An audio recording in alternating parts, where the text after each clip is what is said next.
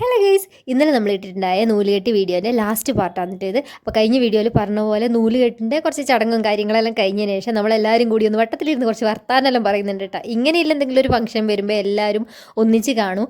അല്ലാതെ പിന്നെ ഇതുപോലെ ഫംഗ്ഷൻ, പിന്നെ കല്യാണം, അതുപോലെ ഫംഗ്ഷന്. അപ്പോൾ അതെല്ലാം കഴിഞ്ഞിട്ടാകുമ്പോഴേക്കും നല്ലൊരു മഴ പെയ്തു കേട്ടോ. മഴ ചതിച്ചു നമ്മളെ.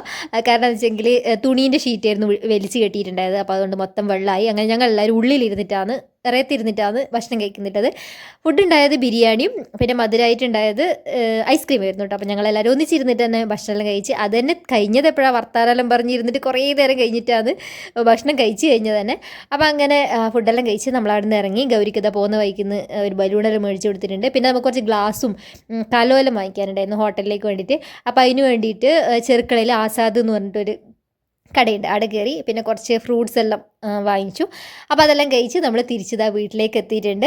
അപ്പോൾ ഇത്രയൊക്കെയായിരുന്നു ആ ദിവസം.